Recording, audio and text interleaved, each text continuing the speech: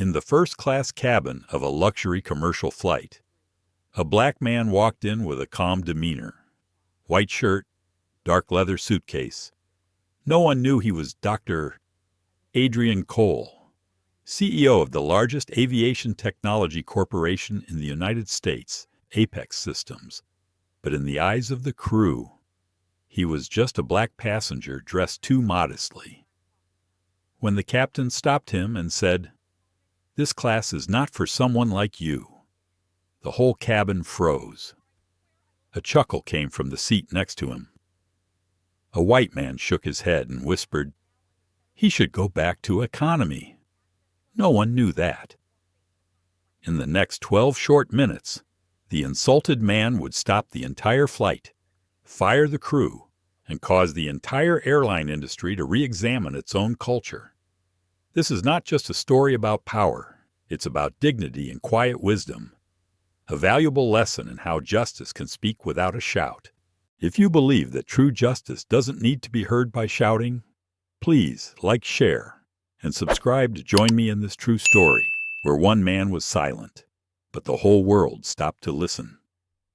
The first-class cabin lights were a soft yellow, reflecting off the wine-colored leather seats. The hum of the air conditioning and the sound of suitcases being pulled provided a steady rhythm in the background. Dr.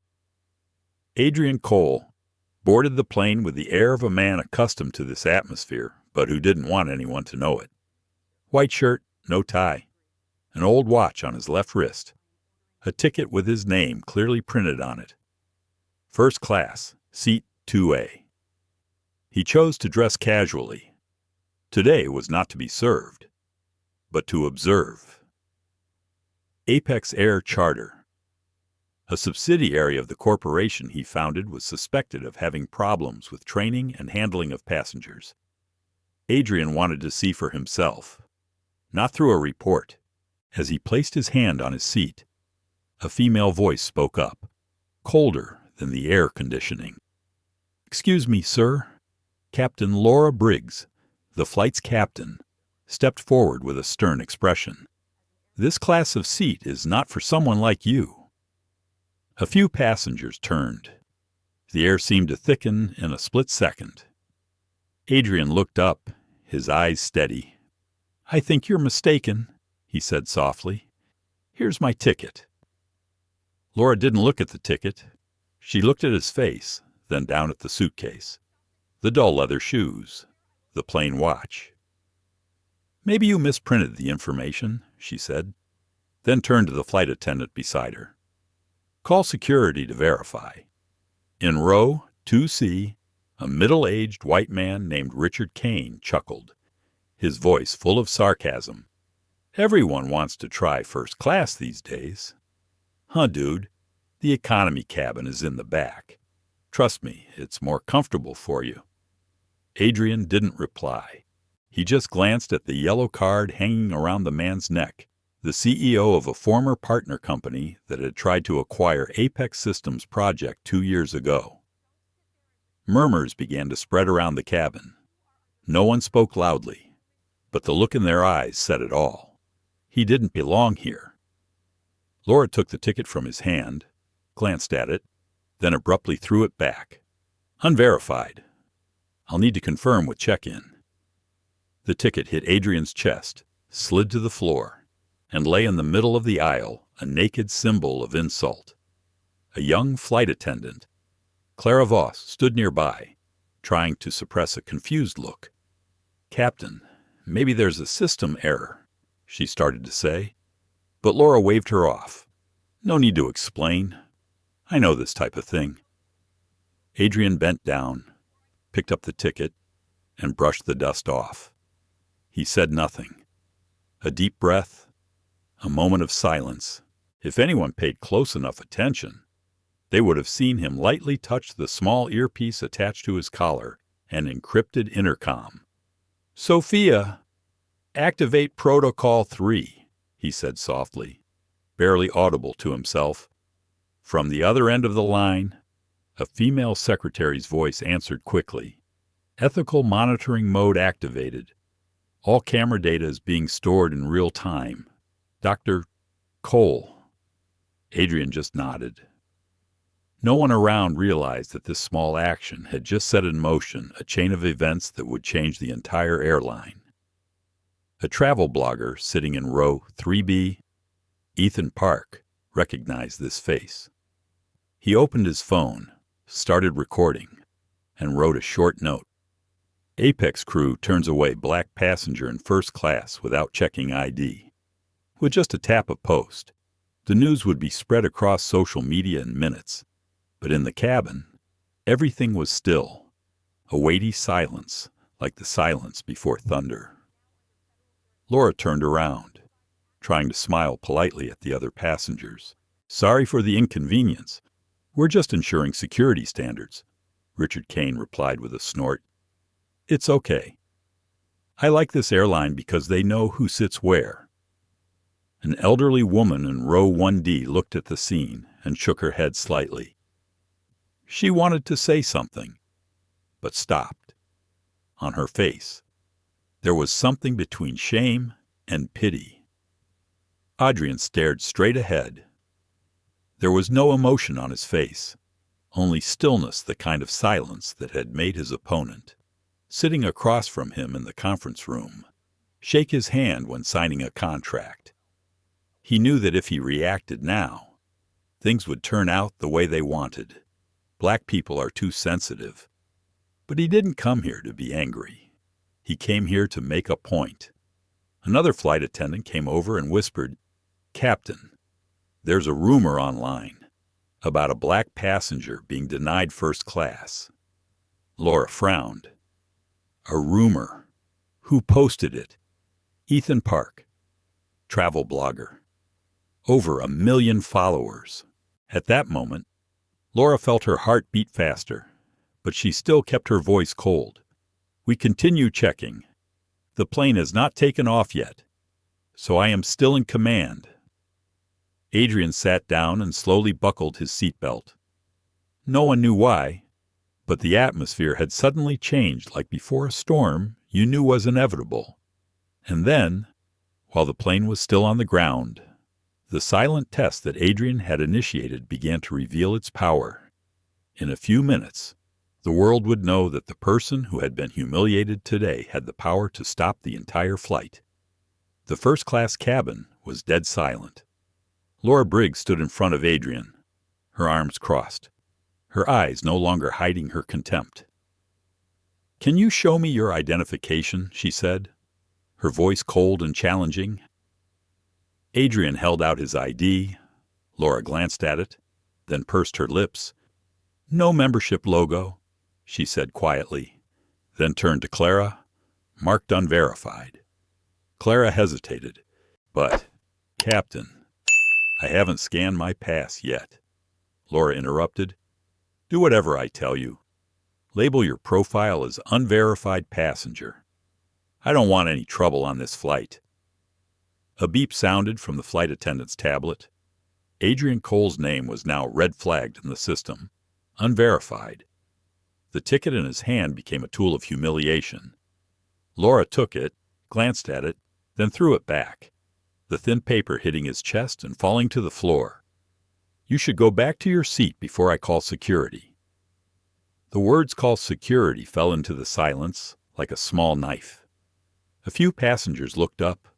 Others looked down, pretending to check their phones. No one intervened. No one wanted to get involved. Adrian bent down to pick up the ticket. His movements were slow, almost solemn. He brushed the edges of the paper off, then returned it to the tray before him. In the soft yellow light, his face was strangely impassive, as if he were silently registering the insult. From a distance, Richard Kane laughed. "Miss Briggs! He must be used to getting the wrong car. I've seen it before, wanting the feeling of first class, but not being able to buy it." A few light laughs answered, like a small chorus of prejudice. Laura didn't smile. Her face was hard. Behind the calm was a long-standing resentment.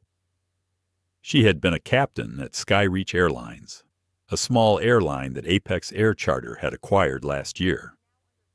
Since then, many former employees had lost their positions, policies had changed, and she had reported directly to the headquarters of Apex Systems, Adrian Cole's corporation. In Laura's eyes, the black man before her was more than a passenger. He was a symbol of what she had lost. She didn't care who he was. All she saw was a face that reminded her of failure. Clara watched the scene with concern in her eyes. She knew this was wrong. There was no rule that allowed passengers to be sorted by feeling. But the captain's words were in order. She stood still, her hands gripping the edge of her tray, feeling like she was keeping a secret that was about to explode. Adrian sat up straight, his eyes fixed on the window. Outside, the late afternoon light silvered the runway. In that moment, something in him changed. Not anger, but the realization that the test had truly begun. He didn't say anything else, but the intercom on his collar was still working. "Video okay?" Sophia Patel's voice rang in his ear, calm and professional. "Okay," Adrian said quietly. "They just marked me unverified. Take note." On the other end of the line, Sophia just sighed softly. "Yes, sir." At the same time, Laura returned to the cockpit. Nathan Reed, the first officer, glanced at her. "What's the problem?" "Just one non-compliant passenger." "I'll let security handle it before takeoff. Black person in the first class," Nathan asked quietly. Laura was silent, then said, "I don't want any trouble. We're following procedure." But they both knew that procedure never called for discrimination. Back in the cabin, Clara saw Adrian still sitting there, not moving, not resisting. She hesitated, then said softly, "Sir, can I get you a glass of water?" Adrian turned around and said softly, "Thank you. No need. I'm fine." His voice was so calm that it made her feel uneasy. One passenger whispered to the person next to him, "He looks familiar. I think I've seen him on the financial news." The other replied, "No. A real CEO would never fly alone like that." The remark sounded light, but it was filled with blind faith that power must be accompanied by glamour, and intelligence cannot reside in someone who is underestimated. Laura returned to the main cabin, her voice firm. "This passenger has not been verified. I will ask you to leave the plane if you do not have valid proof of payment." Adrian looked up. "I have presented everything necessary." "No, I think it is not enough," she replied, then lowered her voice. "And I will not let you affect the reputation of my flight. Fame." The word made Adrian smile slightly. Little did she know that everything she had done up until now was being streamed live back to headquarters in Seattle. In the central office, Sophia and her lawyer, Elna Torres, were watching the whole thing. On the screen, they saw Laura walk toward the cabin door, whispering to the airport security staff, "Hold the man in seat. 2A. I suspect there is a problem with the payment information." Elena sighed. "She doesn't know she's digging herself a hole." Sophia replied, "Adrian wants to see the system reveal itself, and it's doing just that." The atmosphere in the cabin grew heavier by the minute. Clara glanced at Ethan Park, the blogger sitting behind her, who was silently filming the captain talking to security. Ethan knew he was witnessing something bigger than a passenger misunderstanding. Adrian said nothing. He just tapped his fingers lightly on the armrest of his chair, rhythmically, like the ticking of a clock. Laura turned back, her voice harsh. "Security is coming. Do you want to leave yourself, or should they invite you?" Adrian looked straight at her. "I will stay where I am." The answer was short, but the weight made Clara swallow. Laura stood still for a few seconds, then turned away. "As you wish." No one knew. When she turned her back, The light from the lamp reflected on her face, revealing a glimpse of something, not power, but fear. Ethan stopped filming and looked through the lens. In that moment, he no longer saw a troubled passenger, but a man using composure as a weapon. Adrian closed his eyes and took a deep breath. All the anger subsided. Only one thought remained. Don't speak.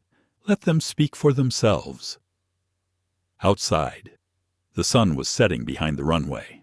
The last light illuminated the words Apex Air Charter printed on the fuselage, the name Laura was trying to protect, and the very thing she was about to destroy. This story, which started as a little misunderstanding on board, is turning into a moment that redefines the concept of justice in the aviation industry.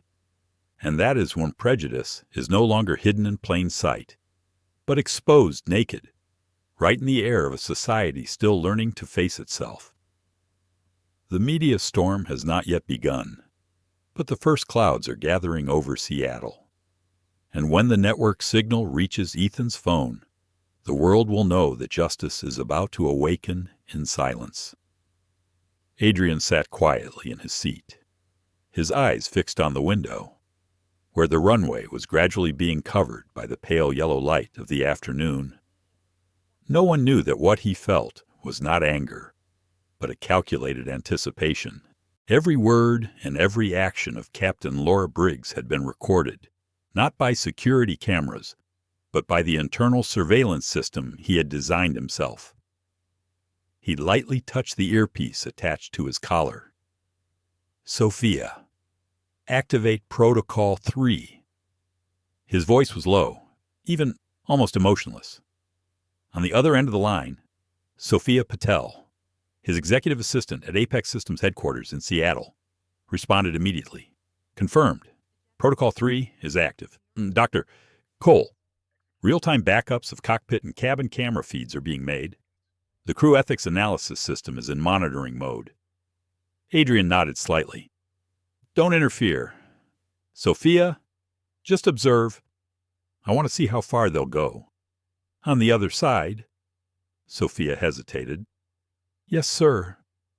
But what if they call security? Let them. We won't stop in the middle of the test. Adrian's words rang out calmly, but Sophia understood it was a statement that initiated a real moral judgment.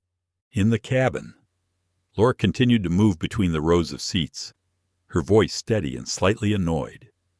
She tried to maintain a professional demeanor, but her eyes occasionally glanced at Adrian, as if to assert control. Nathan Reed, the co-pilot, was checking the passenger list and asked over the system. Laura, there is no payment information for Seat 2A. Are you sure? Laura replied curtly. I am sure. Clara stood behind, seeing everything. She saw clearly how Laura passed Adrian's name without checking the ID. Just based on her gaze, she felt her heart sink. Something was slipping beyond the bounds of fairness. Adrian opened his personal tablet, a small device that connected directly to Apex Air Charter's management system. The words Ethics Monitoring Active appeared on the screen. A moving graph began recording the level of misconduct by individual crew members. Laura Briggs 62%, Nathan Reed 24%, Clara 0%. He let out a small breath and turned off the screen. No one needed to see that, at least not yet. In row 3B, Ethan Park was still holding his phone. He had just found something that surprised him. The photo from last year's Forbes magazine. Dr. Adrian Cole, the first black CEO of a private aviation company in the United States. Ethan looked up, then back at the man in front of him. Same eyes, same small smile. He was sure it was him. Oh my God, he whispered, turning on the video. The camera caught Captain Laura pointing at Adrian, her voice higher than normal. You have no right to be sitting here. I will ask security to verify immediately. Ethan pressed record. The sound of the plane engines on the runway sounded like the soundtrack of an unscripted movie scene. He adjusted the angle and added a short caption before posting on X formerly. Twitter Apex crew rejects black passenger from first class without checking ID. Racial profiling. Ruo's Apex Air 1 tweet. 2 minutes later, 3 shares. 5 minutes, over 1,000. Within 10 minutes, the hashtag Apex Air was trending in the Seattle area. On the plane. Adrian had no idea how quickly the story would spread, but he knew things always find their way to the light. Laura walked over to him again, trying to sound calm. Mr. Cole, what should I call you if you can't prove your identity? We'll have to remove you from the plane. Adrian looked up at her, his eyes not angry, just unnervingly quiet. I think you should do what a trained captain is supposed to do. Check, not judge. Don't tell me how to do my job, Laura said. In the cockpit. Nathan listened through the radio and shook his head slightly. He knew Laura was going too far, but his resentment towards the new leadership kept him from speaking up. Sophia watched the feed from headquarters and whispered to Elena Torres, the corporation's lawyer. We have enough evidence to support an ethics violation. Elena nodded, still taking notes. Keep the footage. Don't interfere. Let the truth unfold. Ethan checked the video he just posted. Views were increasing by the second. Comments were pouring in. I can't believe this is happening in 2025. Apex Air needs to investigate this immediately. Is he Adrian Cole? If so, this is going to blow up. He looked up and saw Adrian still sitting there, not moving, not a word. In the dim light, his face was like a mirror still, but deep. Ethan felt his throat dry. He realized he was not just filming a case of discrimination, but witnessing a test of dignity and power. Laura turned back and ordered the security guard waiting near the door. Stay where you are. If this passenger doesn't cooperate, please disembark immediately. Clara stepped forward, her voice trembling. Captain, I think there might be a misunderstanding. His ticket has the same system information. Laura interrupted Clara. I am the captain here. I decide who gets to fly. The sentence was like a knife cutting through the air. Adrian looked at her, his voice low and soft. Do you really believe that power allows you to decide the dignity of others? Laura was stunned, but quickly regained her composure. I am protecting this flight. No, Adrian replied. You are protecting your prejudice. At that moment, Clara felt her heart pounding. No one in the cabin dared to breathe heavily. A small loudspeaker sounded from the system, an automated female voice, Protocol 3, ethics mode active. Laura spun around, what Adrian remained silent. On the cockpit screen, red text appeared, ethics evaluation running. Nathan looked at Laura, his face pale. Oh my God, that's the headquarters surveillance system. Laura froze for a few seconds. Sweat beaded on her forehead. She understood. The test had already begun, and she was the one being judged. At the same time, Ethan's phone vibrated. The notification read, Your video is being shared by Aviation Watch. He looked around, then muttered, Everyone will see it. Adrian said nothing more. He just looked straight at Laura. No hatred, just the truth slowly dawning on him. Outside the window, dust fell on the runway. The red-orange light reflected off the Apex Air Charter logo like a crack in polished glass, a place where morality had just been tested, and justice was slowly emerging. The story is no longer a misunderstanding between passengers and crew, but a live-stream moral test, where each action will decide who deserves to keep their wings. In less than 10 minutes, the outside world was abuzz. Ethan Park's post, a 30-second clip of Captain Laura Briggs blocking a black passenger's way. Refusing to check her ID went viral, like wildfire on a dry field. Thousands of comments appeared while the plane was still on the runway. This is blatant racism. If it is the real CEO Adrian Cole, they just made the biggest mistake of their lives. Apex Air Charter should ground all flights until this is cleared up. In first class, Laura and co-pilot Nathan Reed had no idea the video was going viral outside. They were still talking quietly in the cockpit, their voices tense. "Are you sure his ticket isn't in the system?" Laura asked, her eyes glued to the screen. Nathan nodded. "The name's on the list, but there's no payment verification code. It must be a system error." "No verification means it's invalid," Laura replied quickly. "I wouldn't let him stay in first class, even as a test." That casual remark, if it had reached anyone in the compartment, would have been enough to understand that bias is not in the data, it is in people. Adrian remained seated in seat 2A, his hands resting lightly on his lap. Since Protocol 3 had been activated, every image, sound, and voice frequency of the flight crew had been analyzed. He didn't need to do anything else. His own system was doing the rest. Outside, a signal from Seattle beamed back to Apex Systems headquarters. Sophia Patel watched the data update stream rapidly across the screen. Hashtag Lars Apex Air, Marsh Racial Bias, trending number 3 in the U.S. She turned to lawyer Elena Torres, her voice low. "Should we warn Laura Briggs?" Elena shook her head. "No.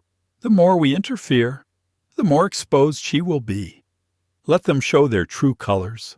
Back on the plane, the atmosphere was tense. Clara Voss, a young flight attendant, was faced with a choice: follow the rules or follow orders. Laura stepped forward and said quietly, but clearly, "Clara, go into the system and label the passenger in seat 2A as an unauthorized passenger. Write down the reason payment information does not match." Clara trembled slightly. "But Captain, I haven't scanned his badge yet." Maybe Laura interrupted. "I don't need a maybe. This is my decision." Nathan interrupted, his voice cold. "Just do it. Clara, we need to get a handle on the situation before takeoff." She followed slowly. Her finger hovered over the touchscreen, hesitating for a few seconds before pressing. "Confirm." A dry beep sounded. In the system, Adrian Cole's name was officially marked in red unauthorized passenger. At that moment, Adrian opened his eyes and looked up. He didn't turn his head, but said loud enough for the whole cabin to hear, "That's interesting. I don't know when judging people based on the color of their skin became security procedure." Richard Kane laughed. "Come on. Don't make this a political thing. They're just doing their job." Adrian turned, his eyes calm. "No, Mr. Kane, they're doing my job." The words caused a few people to turn around and look. Laura frowned slightly, feeling that something was wrong, but she brushed it off, thinking that it was just a passenger's defensive reaction. Meanwhile, Ethan Park continued to monitor his phone. His video had already racked up more than 2 million views. Several major news outlets began resharing the clip. A reporter for The Atlantic wrote, "If the man in the clip is CEO Adrian Cole, this will be a turning point in the history of the private aviation industry." Ethan glanced forward. Captain Laura was still directing, and Adrian stood still, as if waiting for something to happen. He didn't know whether to intervene or continue filming. In the end, he chose silence, as if understanding that this justice needed to be recorded, not argued. In the cockpit, Nathan checked the flight systems and noticed something strange. The ethics panel was flashing yellow, meaning someone from headquarters was watching. "Laura, someone's watching us," he whispered. Laura frowned. "Who? It looks like Apex Systems." She was silent for a moment, then exhaled heavily. It must be a routine check, but in her heart, anxiety rose, because there was only one person who had the right to activate the Level 3 periodic check. And that person, according to the regulations, was the CEO of the corporation. She looked back at Adrian. The black man was still sitting there, staring out the window, his hand resting on a small earpiece. A fleeting thought made her heart race, but she quickly dismissed it. "No way," she told herself. While Laura tried to control the cabin, Clara approached Adrian, her voice low. "Sir, I'm sorry. I was just following orders." Adrian smiled slightly, his eyes kind, but sad. "It's okay. Clara, I understand. Sometimes good people get caught up in the wrong orders." The words made her pause. Somewhere, she felt something bigger than the fear of losing her job, the shame of knowing she was witnessing injustice and not having the courage to stop it. Outside, the world was in turmoil. In the Seattle office, Sophia reported to Elena, "We have evidence that the flight crew manipulated the system. Clara just assigned the CEO an unauthorized tag without even scanning the card." Helena closed her eyes and nodded. "Keep filming. When the plane leaves the ground, we will release the results of the inspection. I want justice to be shown in every frame. On board." Adrian knew things had gone too far. He looked around, meeting Ethan's eyes. Nothing was said, just an understanding between the two men, one taking notes, the other waiting for the right moment to reveal the truth. Laura stepped forward, her voice harsh. "Mr. Cole, I will ask you to leave this cabin immediately if you cannot prove yourself." Adrian looked straight at her. "Do you know what you have done wrong?" Laura sneered. "I was just following procedure." Adrian replied slowly, "No. You have just put your entire airline in an ethical investigation zone. And that, Captain Briggs, is not part of any procedure." The words made Laura take half a step back. The air in the cabin was thick. Every breath could be heard. Ethan lowered the camera and whispered, "Justice has just begun." On the small electronic screen near the compartment door, a message appeared, an internal warning system from Apex Systems headquarters. "Alert, potential ethics violation detected. Supervisory review initiated." Laura looked up, pale. Nathan glanced back, then back at the cockpit screen. Clara stood still, her hands clasped together. Adrian just closed his eyes, calm as if this had been planned all along. The storm has left social media and is headed straight for first class, where the truth will have no place to hide. And before the plane could even leave the runway, things were spiraling out of Laura's control. Little did she know that in just a few minutes, the world would know who was actually sitting in seat 2A. The air in first class was thick. Everyone could feel the tension, but no one dared to admit it. The tapping of electronic keyboards, the checking of lists, the closing of the cabin door, all of it mingled into a heavy cacophony, as if the plane were carrying not only passengers, but also a social wound. Adrian remained seated. His gaze swept over the front row, where Richard Kane was silently tearing a small piece of paper from a magazine in the seat pocket. The man chuckled, wrote a few words, then stood up and walked towards Adrian. "My friend," Richard said, his voice full of false friendliness. "No offense, but next time you want to fly first class, try a cheaper airline. You might be more comfortable." He placed the paper on the tray in front of Adrian and turned away. Scrawled across the paper were the words, "Try budget flights." The sentence was short, but filled with the contempt of a man who believed his place in this world was measured by the price of his ticket and the color of the person sitting next to him. Adrian looked at the paper for a long moment. No anger, no reaction, just a slow breath, enough to control his heart from pounding with offense. He folded the paper and set it aside. Laura walked over, saw the scene, and chuckled. "You're very patient," she said sarcastically. "If you want, I can recommend a ground maintenance position. It might suit you better than this first-class seat." A few passengers laughed, not loudly, but enough to ripple through the small space of the luxury cabin. Clara, standing at the back, bowed her head. She felt ashamed for her own crew. Adrian looked up at Laura. There was no anger in his eyes, just a stillness that made her flinch. "Miss Briggs," he said slowly, "sometimes you don't need to fix your planes. You need to fix the way you look at other people." That made Laura pause for a moment. Just a moment, but then she smiled faintly. "Thanks. I will keep that in mind." Nathan, in the cockpit, looked out, trying to avoid eye contact with her. He knew this had gone too far, but he remained silent. His silence, like many others, was the quietest form of complicity in injustice. Clara walked over with a tray of water and gently placed the glass on Adrian's table. "Do you need anything else, sir?" Adrian shook his head slightly. "No, thank you."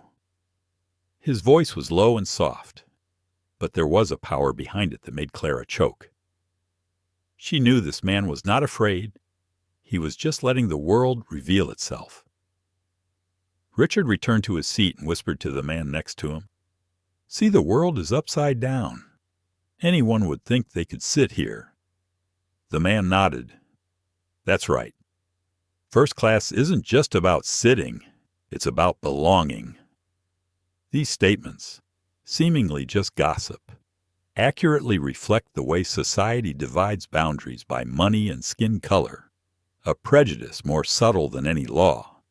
Ethan Park, sitting in the back row, kept filming secretly with his phone. He recorded every laugh, every sarcasm, in the frame. Adrian sat silently in the crowd, the only still point in the chaos of lies. Ethan whispered, "He doesn't need to say anything. The world will speak for him." At headquarters in Seattle.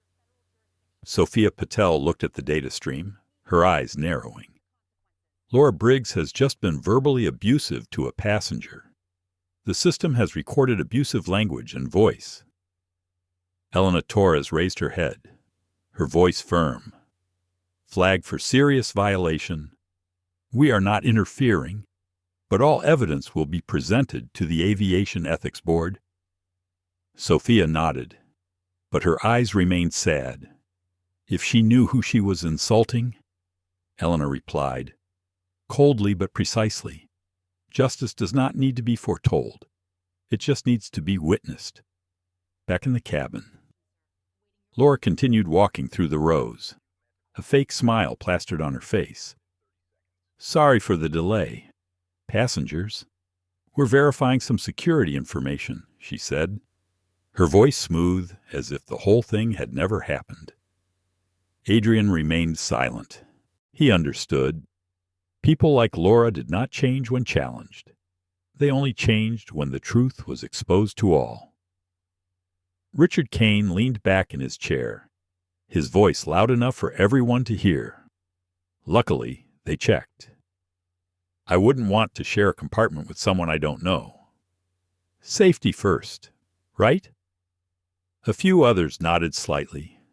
A middle-aged woman looked down, pretending to check her phone so as not to meet Adrian's gaze.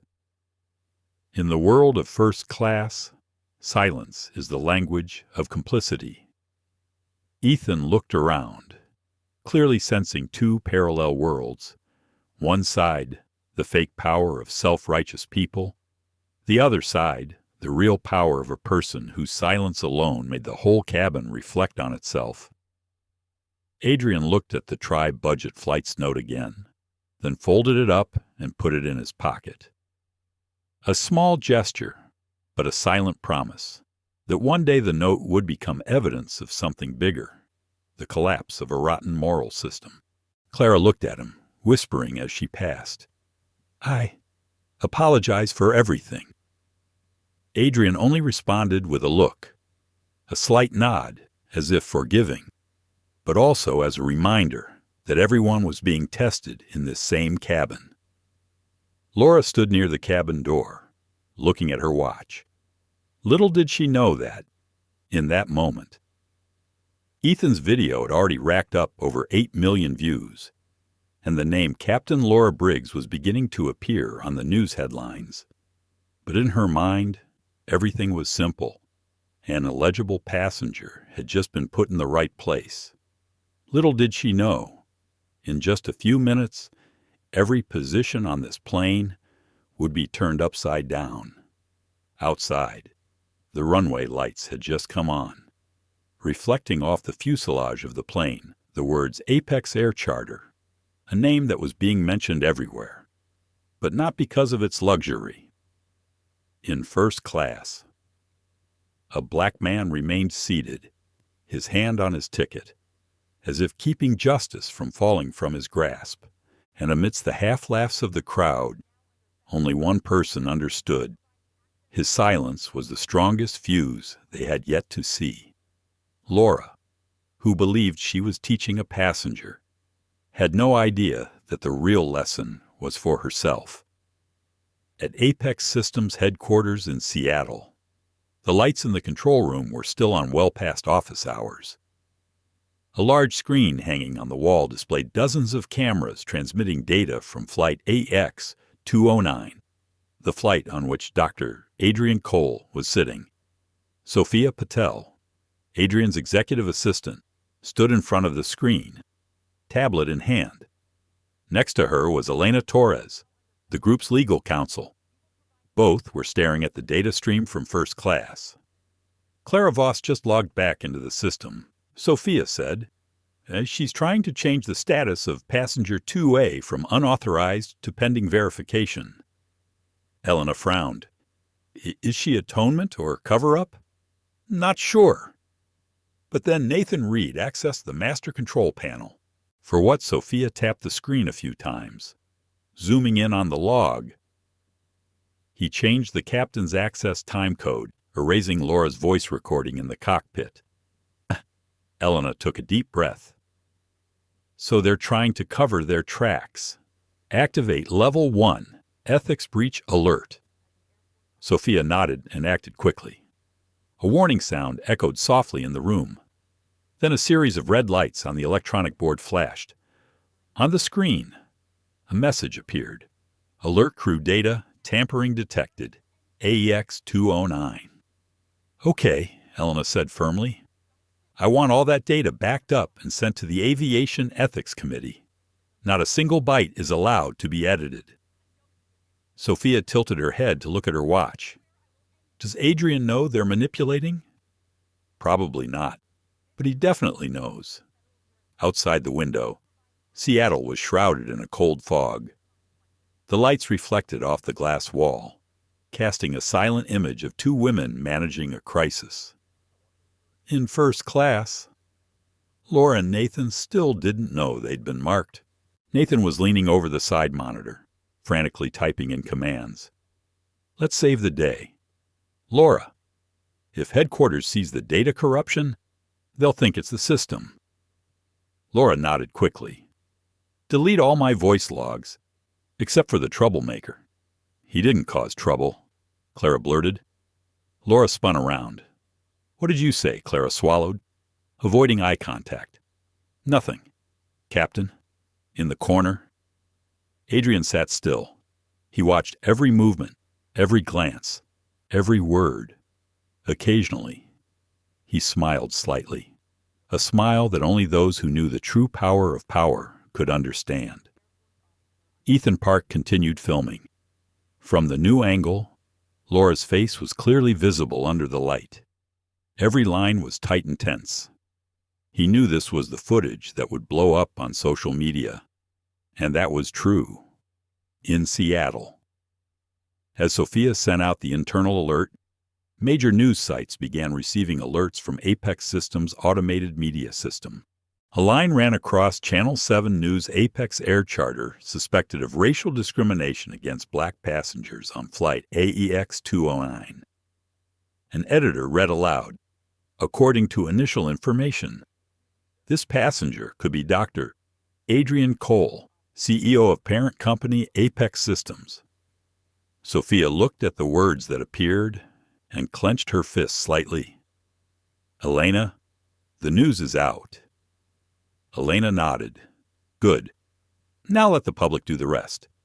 On the plane, a few passengers received the announcement on their phones. They glanced at each other, then at Adrian. A man sitting in a row 1D exclaimed softly, "Oh my God. Is that really the CEO?" Laura heard it and turned around in surprise. What the other person raised the phone, his voice cracking. "The news.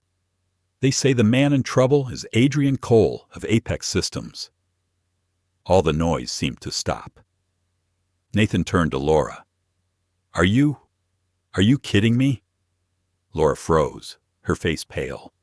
No way. But deep down, she knew everything she had done was being recorded, every word, every contemptuous look, every mocking smile.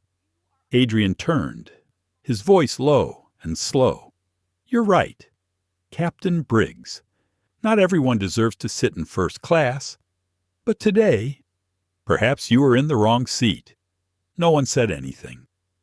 Clara stood there, tears welling up in her eyes. Richard Kane bowed his head, pretending to check his phone, but his hands were shaking.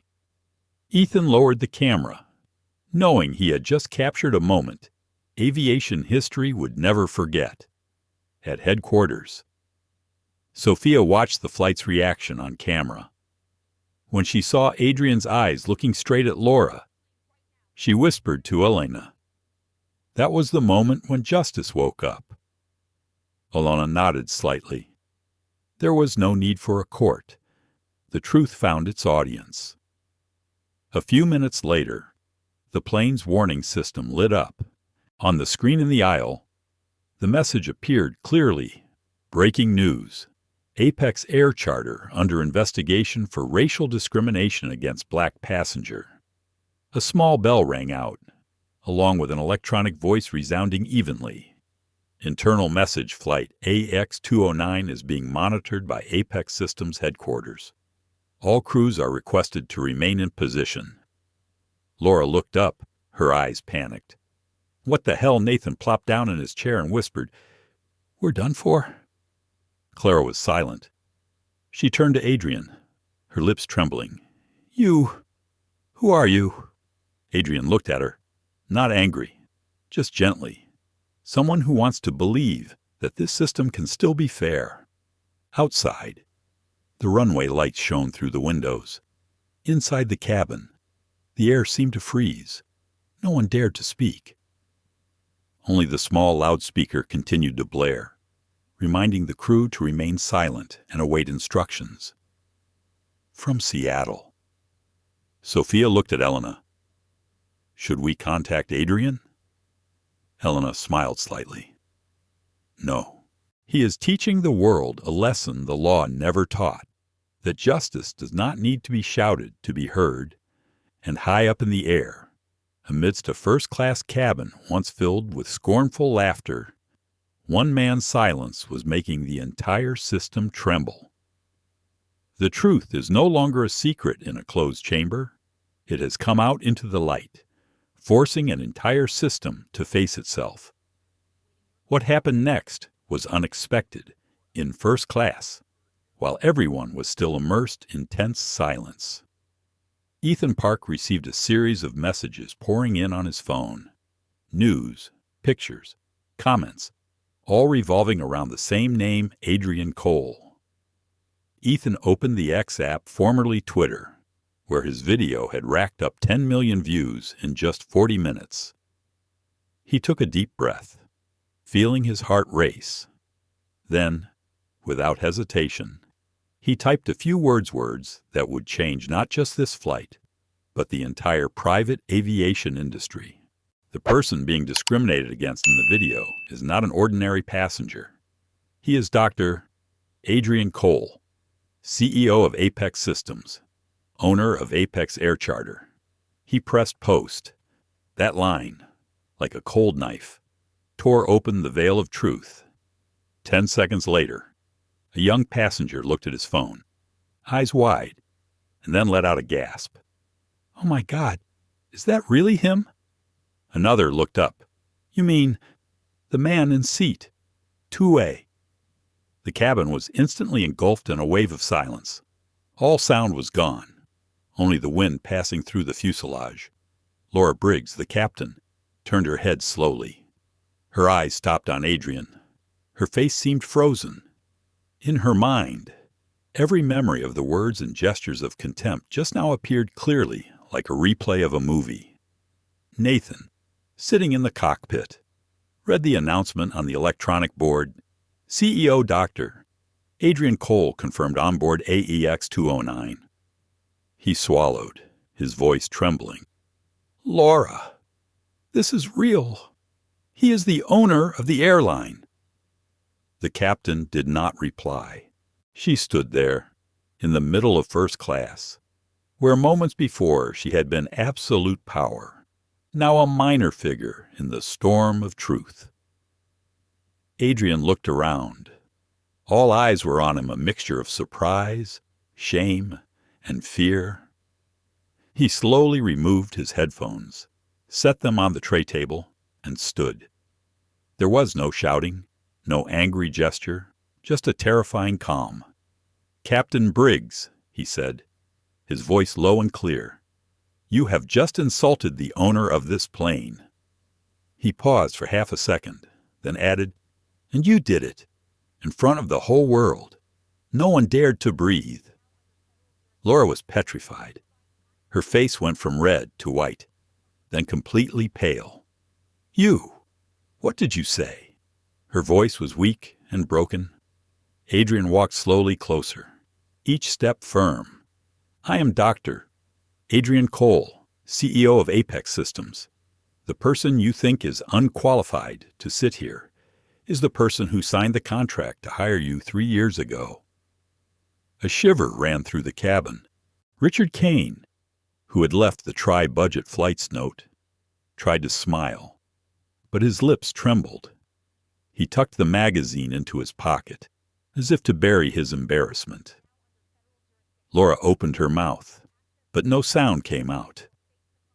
The confidence of a seasoned captain evaporated in her eyes like smoke. I don't know, sir. No need to explain." Adrian interrupted.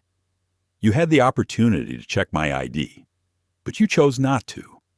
You chose to look at the color of my skin instead of the information in front of you." Ethan lowered the phone, his hand shaking slightly. He knew these words were being broadcast, millions watching, not another argument, but a historic moment of silent justice. Laura took a step back, bumping her chair. "I'm sorry, Dr. Cole. I really didn't mean to." Adrian just shook his head. "You did, and that's the problem." The air was so heavy that one could hear someone breathing shakily in the row behind. A middle-aged passenger, who had earlier chuckled at Laura's sarcastic remarks about Adrian, now bowed his head, avoiding eye contact. Clara, the young stewardess, approached. Her eyes filled with tears. "Mr. Cole, I apologize for following orders." Adrian turned, his voice softening. "I know you didn't mean it. You're the only one in this cabin who still has a conscience. Now sit down. Clara, it's a long story." Nathan stepped out of the cockpit, his face pale. "Sir, you erased the data, right?" Adrian asked, not looking at him. Nathan was speechless. "I was just following the captain's orders." "That's good," Adrian replied, his voice soft. Because now your entire actions are being recorded live on a server in Seattle, and the whole world just saw them on television. Laura could barely stand. Her lips trembled, her voice low. What are you going to do to us? Adrian looked straight at her, his eyes as cold as the surface of a winter lake. It's not what I'm going to do. It's the apex justice system that will do what needs to be done. I don't need to scream. I just need the truth to speak for itself. A few passengers turned on their phones to check the news. The screen displayed the same bright red text CEO Adrian Cole was discriminated against on his own airline. The middle-aged woman in row 1D, who had been silent until now, spoke softly. Mr. Cole, I'm sorry. I saw everything and did nothing. Adrian looked at her, a tired but kind smile. You're not the only one. Silence is often a response to fear. But today, silence will make people listen. That statement left not only the cabin, but also the audience watching through hundreds of live streams, speechless. Richard Kane couldn't stand it anymore, stood up, and tried to regain his old authority. Look, we don't mean any harm. It's just a misunderstanding. Who knew you were? Adrian interrupted, his voice calm but strong enough to cut through all pretense. You don't need to know who I am to treat me right. Respect isn't something that's reserved for people in positions of authority.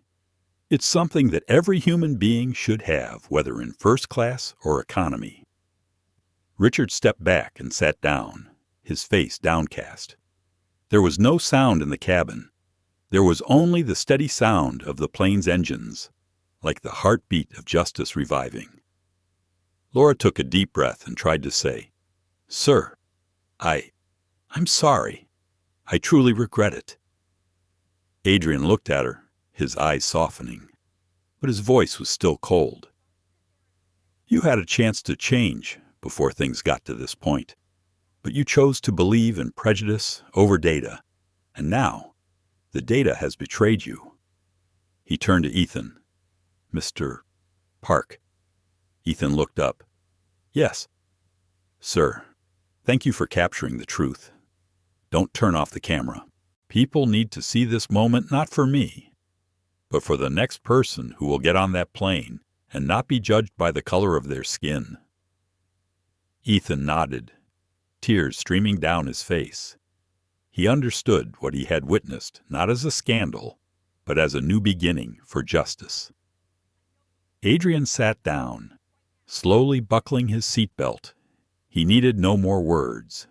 For now, the eyes of the world were on him, and justice spoke for itself through his silence. In that moment, as all eyes turned to the man who had once been despised, the world realized one thing: justice does not need to be shouted, to be heard far and wide. It just needs to be spoken with the truth. But when the truth is revealed, losers often do not accept defeat. They will try to salvage what power they have left. And Laura Briggs, the captain of the flight, was no exception. In the few seconds after Adrian's identity was revealed, Laura's face changed from stunned to cold. She clenched her jaw, then suddenly raised her voice. We still haven't verified his financial identity. The cabin shook. Ethan looked up from the camera, unable to believe what he had just heard. Clara turned to Laura, her voice trembling. Captain, he is the CEO of the airline. That information has been verified. But Laura was not listening. Her voice rose, sharp as a knife. No one is allowed to stay in first class without proof of payment. I demand proof now. Adrian sat still, watching her for a long moment. Are you trying to salvage the situation by taking command? No, Laura said stiffly. I'm enforcing company policy. There was a moment of silence, then the sound of the cabin door opening. Nathan Reed, the first officer, stepped out, followed by a tall man in a security uniform. Dylan Mercer. Captain, was there a problem? Nathan asked. Laura pointed at Adrian. This passenger refuses to provide proof of payment. You and Mercer help me verify. Clara interjected. Worried, Captain? He doesn't need to, Laura shouted softly. Clara, back off. This is a security issue. The cabin erupted in whispers. One passenger muttered, What are they doing? He's the boss of the airline. Another shook his head. They're out of control. Adrian took a deep breath, still keeping his voice calm. I have made my identity clear. But if you want to see proof, I will show you what you should not see. He opened the tablet, Apex internal operating device, displaying the CEO code recognition interface. The corporation's logo lit up on the screen, along with the authentication line, Apex Systems, Executive Authorization, Dr. Adrian Cole. But before Adrian could offer, Dylan stepped forward, his voice dry. Excuse me, sir, but I was ordered to hold your tablet until verification is completed. Adrian looked up, his eyes calm. Do you know whose property you're touching? Dylan didn't answer. He reached out and grabbed the tablet. As Adrian held on tight, Dylan jerked his wrist, causing the device to fall to the floor, fly a short distance, and slide under the passenger seat. The crash echoed through the cabin like a gunshot. Several passengers jumped up, stunned. Clara cried out softly. Oh my God! Stop! Ethan didn't miss it. He turned on the camera, recording Dylan knocking the tablet away, and Laura standing there, not stopping him. This is proof, he muttered. This is the moment the system reveals itself. Adrian bent down and picked up the tablet. The screen was slightly cracked at one corner, but still lit up. He brushed the dust off, his gaze unwavering. Thank you, he said softly. Now it all makes sense. Laura frowned, trying to regain her composure. Mr. Cole, I warn you not to abuse your authority to what Adrian interrupted, his voice low but clear. To protect yourself from the people who are supposed to protect me. The room was dead silent. Each of his words was like a thin knife, cutting through the false layer of power that Laura was clinging to. Clara's eyes filled with tears as she turned to Nathan. Look, do you still think this is process? Nathan lowered his head and did not reply. His hands were shaking because he knew that every camera on the plane, including the internal system, was recording every gesture and every glance. Laura tried to speak, but her voice was choked. You are disturbing the order of the flight deck. Or Adrian smiled slightly. No, Captain Briggs, I am restoring the order you have lost. The word broke the silence. One passenger clapped his hands, then paused, as if he were breaking the law. But their eyes were different. Now they were looking at Adrian not as a victim, but as someone with real power. Ethan finished recording and looked at his phone. The X-verse was exploding with the new clip he had just posted. Captain Apex uses his command authority to threaten airline CEO. Watchens. Main M. Security personnel attack private property. Below that were hundreds of thousands of shares. And the hashtag Air Justice. At 3,000 feet spread across social media. In the cabin, Dylan began to back away, feeling the gazes from all sides. He stammered, I was just following orders. Adrian looked at him, his eyes calm but not cold. Mr. Mercer, in our work, we all follow orders, but there are orders that make us lose ourselves. You should remember that. Dylan bowed his head. No one said anything more. Laura Wow gripped the steering wheel tightly, as if trying to hold on to her last shred of authority. But the captain's chair suddenly felt heavier than ever. We'll deal with this after we land, she said, her voice trembling slightly.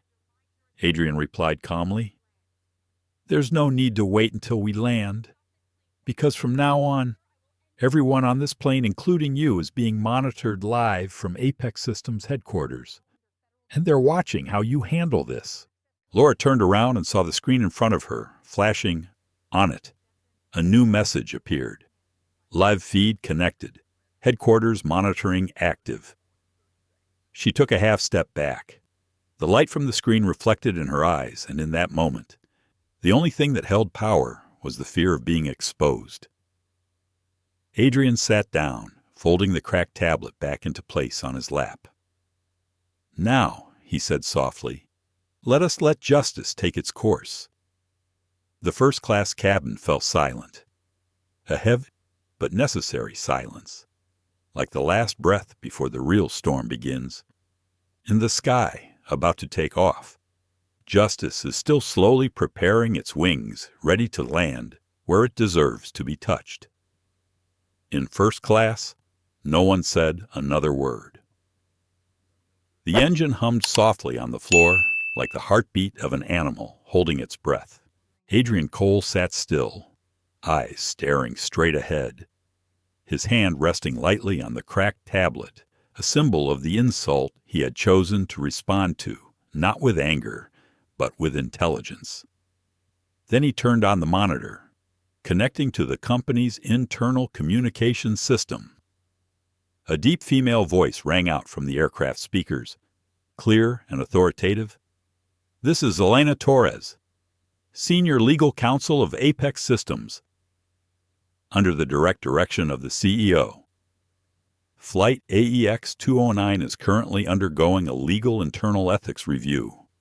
All eyes turned to Adrian. Laura Briggs paled. Nathan froze. Dylan Mercer, who had just knocked the tablet over, backed away, sweat beading on his forehead. Elena's voice continued, even and sharp as a knife cutting through the air. "Any action intended to obstruct the screening process or threaten passengers participating will be considered a serious violation of Apex Aviation Code of Ethics, resulting in immediate suspension and disciplinary investigation." An invisible cold wind swept through the cabin. The people who were sneering just now lowered their heads, avoiding Adrian's gaze. He slowly stood up, walked down the aisle, and looked at Laura. "Do you hear me? Captain Briggs. This is no longer a commercial flight. This is a test that you just triggered with your actions." Laura was speechless. "You can't do that. This is my plane." Adrian raised an eyebrow. "Your plane." He pointed to the logo embossed on the cabin wall. "Apex Air Charter. You fly it. But I'm the one who signed the license to fly it." The words came softly, but fell heavily like a hammer. The whole flock fell silent. Clara stood behind, her hands clasped, her eyes shining with admiration and relief. Elena continued to speak vaguely. "I confirm that all passengers on Flight AEX 209 are currently protected under the Aviation Ethics Act. CEO Dr. Adrian Cole is the person directly supervising this process. The flight crew is obliged to follow his instructions until further notice." Nathan raised his head, startled. "What he is running," Clara replied, her voice low but firm. "He is not running. He has always been the one running." Ethan Park, still filming from the back seat, captured the moment in full. The light reflected off Adrian's face, half light, half shadow, a symbol of two worlds reversing, the once vile, now the judge. Adrian approached Laura, speaking slowly, each word clearly. "You used your command authority to humiliate, threaten, and manipulate data. But from this moment on, you no longer have command authority. You are under surveillance, and all further actions will be recorded and submitted to the Aviation Ethics Committee." Laura opened her mouth but couldn't speak. Her voice was hoarse. I was just following security procedures." Adrian interrupted, his voice as light as a breath. Procedures don't allow for insulting people. It's designed to protect them. Outside, the passengers began to murmur. One man said quietly, "My God, I've never seen power reverse so quickly." The woman sitting next to him replied, "It's not a reversal. It just goes back to its original position. In the cockpit." Nathan slowly removed his headset. He knew it was over. Laura, on the other hand, stood there, her eyes dim. She was watching power slip from her hands, not because someone had taken it, but because the truth had been taken from the wrong hands.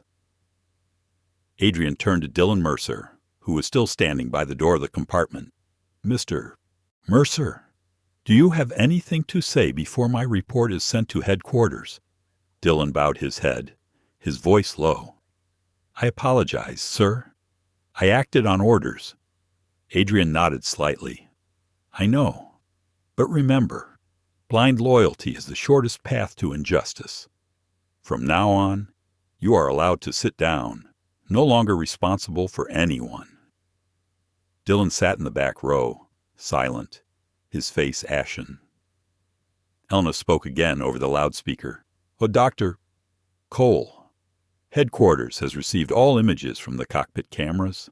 The ethics committee is reviewing. We await further instructions." Adrian replied shortly, "Thank you. Elna, please keep the line open." He turned back to the cabin. All eyes followed him. No longer contempt, but awe, or at least fear. Adrian took a deep breath, then said calmly, "I don't want anyone to get hurt. I just want everyone to understand. This isn't a fight between passengers and crew. This is a fight between ethics and privilege. And today, ethics will not be silent." The words rang through the cabin like a bell. Laura bowed her head, her lips trembling. She looked down at the captain badge pinned to her chest, the symbol of command, which now looked like a wound. She gently removed it and placed it on the console in front of her. She said nothing. Clara stepped forward and said softly, "Sir, would you like me to inform the passengers?" Adrian nodded. "Yes. Tell them that the flight will be reoperated, as it was meant to be." Ethan stopped spinning, just looking at the man for a long moment. He whispered, as if to himself, "It's not that he's taking back power. It's that power is returning to where it belongs." Outside the window, the Seattle sunset reflected off the silver fuselage, emblazoned with the word Apex, a reminder that the top is not where you sit, but how you rise when you are brought low. Adrian looked out, his eyes still, his voice low. We can't fly if the crew forgets why they took off. And today, I'm just repeating that. The cabin was silent. No more arguing. No more sarcasm. Just silence. The only power that needs no proof. As Adrian sat down, everyone realized the initially humiliated man was no longer a victim. He had become the enforcer of justice, and the entire system of power was now in his hands, silent but irresistible. In the first-class cabin, the lights reflected off everyone's faces. The atmosphere was thick, solemn, and heavy. No more snickers, no more excuses. Just a long silence. The silence that everyone knew signaled a coming verdict.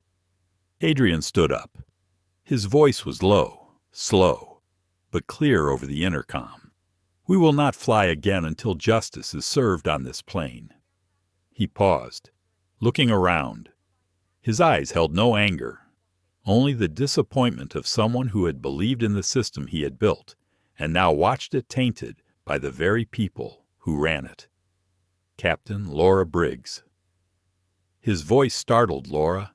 She stood up straight, her hands gripping the edge of her chair, sweat beading on her forehead. She is immediately suspended from her position as captain. Any discrimination, Data falsification and abuse of power will be referred directly to the Aviation Ethics Council and Apex Human Rights Committee. Laura opened her mouth to speak, but Adrian raised his hand, gently, but enough to silence her. You swore to protect the safety of all passengers.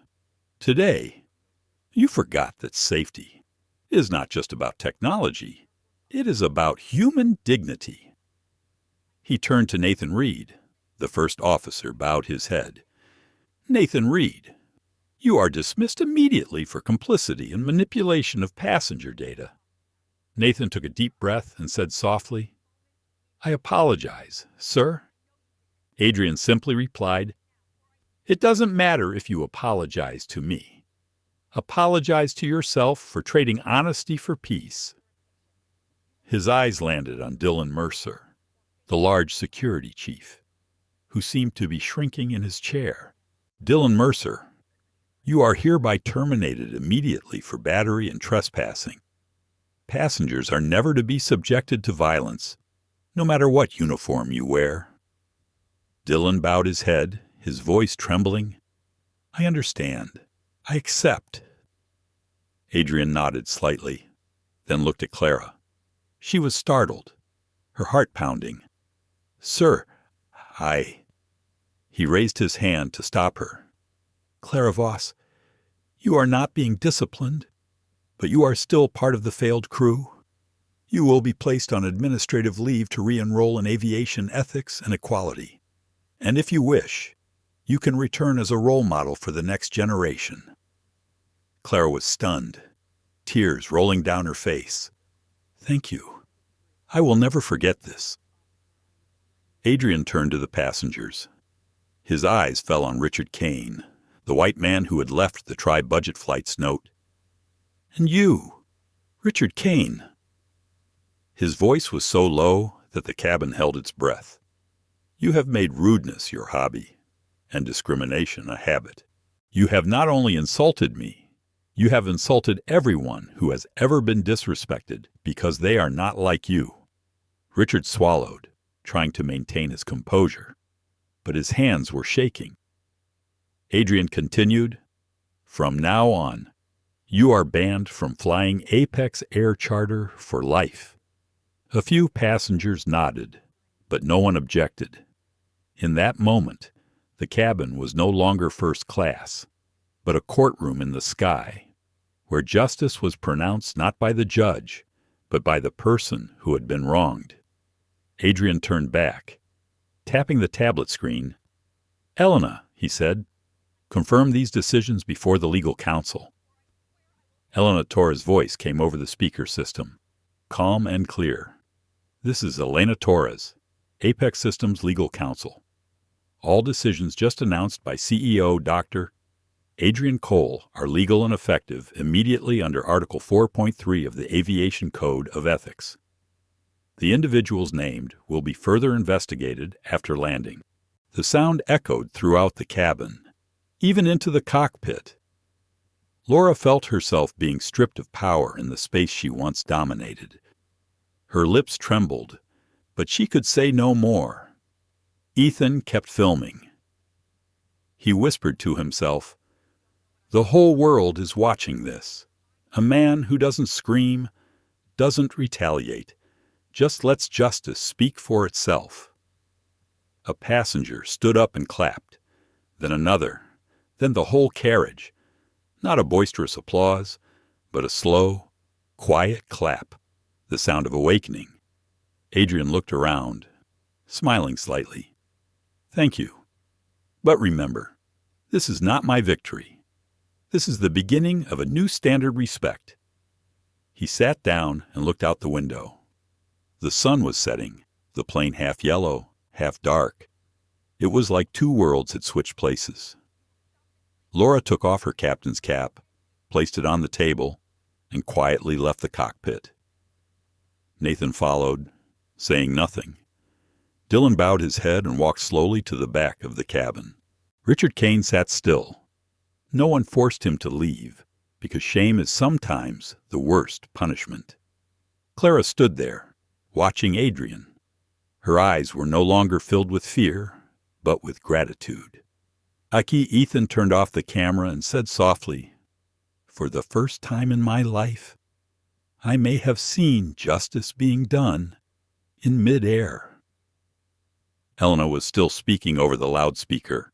"Flight AEX 209 is authorized to temporarily suspend departure until a new crew is dispatched. Passengers are authorized to vacate their seats upon announcement." Adrian raised his head and said slowly, "There's no need to rush. Today, we're not just landing a plane, we're landing an old era." The first-class cabin was silent, except for the soft hum of the engine, like the conclusion to a trial that had ended. In the sky, no one said anything more, but in that silence, people understood. Justice had taken flight, and this time, it didn't need a runway. While the cabin was as quiet as a courtroom, thousands of miles away, the lights at Apex Systems' Seattle headquarters were lit up in the middle of the night. The central control room displayed dozens of live data streams from Flight AEX 209. The red words "Internal Audit Active" flashed on the large screen. Sophia Patel, Adrian's executive assistant, stood at the console, her voice firm. "Start a system search of Captain Briggs and First Officer Reed's passengers for the past 12 months. A group of data engineers started typing in commands. Within seconds, a series of reports appeared. The cold numbers began to tell a story that everyone knew, but no one dared to tell." Sophia frowned. "Oh my God." Next to her, Elena Torres, the legal advisor, stepped forward. "Oh, what's going on?" Sophia pointed to the screen. 20 official complaints of racial discrimination on Briggs's itinerary, all marked as internally resolved. "But there's no record of the investigation." Helena glanced at the datapad. Her voice low. "Nathan Reed. He blocked all these applications, marking them as false claim, uncooperative passenger." She stopped at the last line of data, where the phrase VM code appeared. "Elena," Sophia asked, "what does this mean?" Elena narrowed her eyes. "Visual mismatch. I've heard some flight attendants talk about it in unofficial internal code. Used to indicate passengers who don't look rich enough to be in first class." Sophia let out a breath, both angry and sad. In other words, it's their way of covering up discrimination. On the screen, the system displayed a series of altered logs, passenger names, behavior notes, even images from the gate camera. Some files were altered by Clara Voss, relabeled with the code VM instead of the real reason. Elena looked closely. Clara. She edited the log, but not to cover for Briggs. "Look here," she marked every deleted copy. "She's keeping the evidence." Sophia nodded. Smart. She knew this day would come. At that moment, the plane's transmission was transmitted directly to the control center. Adrian's image appeared on the large screen, his face calm in the soft light of the first-class cabin. "Report it." "Sophia." "Sir," she said, "we've got all the evidence. There were 20 complaints about Captain Briggs that were deliberately suppressed. Nathan Reed approved them. Clara Voss edited the logs, but it looks like she was trying to save the real data. And, sir, they used an illegal code visual mismatch to sort passengers based on appearance. Inside the cabin, passengers listened in silence through the loudspeaker system. The phrase rang out like a cold accusation. Visual mismatch. Adrian closed his eyes for a moment. So, my suspicions were correct. He looked around the cabin, his face lit up by the soft light. No longer a victim of prejudice, but someone staring directly at the disease of an entire system. Miss Briggs, Miss Reed, Miss Clara, you all operated a mechanism of discrimination disguised in technical language. You didn't just judge passengers. You reprogrammed justice to suit your prejudices. Laura Briggs bowed her head, her lip trembling. I was just following the procedure I was taught. Adrian turned to look at her, his eyes both pained and determined. No, Captain, you chose to follow it. He stepped closer, his voice low, but each word carried weight. The system you operate, it doesn't fail. It was built to fail. And from this moment, he looked toward the screen streaming images from headquarters. That system ends today. The words echoed throughout the cabin. Some passengers shed tears. Some nodded silently. Clara covered her face, tears falling, both regretful and relieved. At the headquarters, Sophia took a deep breath and turned to Elena. He just ended an era, Elena replied softly. No, Sophia. He just started a new one. Adrian stood still for a moment, looking at the faces before him, people who once believed that power could cover up all mistakes. He spoke slowly, as if addressing all his employees. The entire airline industry, I don't believe in punishment. I believe in truth. And the truth is this company has let prejudice determine who deserves to be served. We will no longer judge our customers by their clothes, their accent, or the color of their skin. We will start over with the word people. Outside the window, the last light of dusk faded. Inside the cabin, everyone sat still, not moving. That silence, for the first time, was no longer filled with fear, but with respect. Ethan Park, who filmed the whole thing, put down his camera. He looked into the lens and said quietly to himself, as if to end the video, he didn't just stop a flight. He stopped a wrong way of thinking that had been flying for too long. In Seattle? Sophia saved all the data, then looked up at Adrian's image. Dr. Cole, she said proudly, we're ready to refactor. Adrian nodded. Go ahead, and make sure, this time, the system doesn't need a supervisor. It'll be embarrassed if it makes a mistake. The whole cabin lit up, the light warmer and softer. Clara regained her composure, turned to the passengers, and bowed deeply. No need for apology, the gesture was enough. An old passenger with white hair said softly, I have been flying for 40 years. Today was the first time I saw a black man stand up without shouting, without anger, just with the truth. Adrian turned to him, giving him a small smile. Thank you, because sometimes, to fly higher, we don't need more power, we just need less weight. Now that the curtain of truth has been drawn back, there can be no doubt justice does not come from power, but from the light of truth, whether it is lit in the cabin of an airplane or in the heart of a man. That moment was like a pause, where all eyes turned to Adrian Cole, the man who had just broken the system he had created. But instead of smiling with satisfaction, he was pensive. In his eyes there was no joy of victory, only the worry of someone who saw a deep crack in the foundation of justice. He took a deep breath, then looked towards the screen connecting to Apex headquarters. Sophia, Elena, prepare to activate the Apex Unity Initiative. The Seattle control room nearly exploded with the clatter of keyboards and confirmations. Sophia turned to her engineering team and said firmly, activate the Unity protocol. The entire Apex system, including air charter, cargo, and executive jets, is in full ethical surveillance mode. Elena Torres, standing to the side, looked up at the screen, her eyes solemn. This time we are not just dealing with people. We have to fix the system.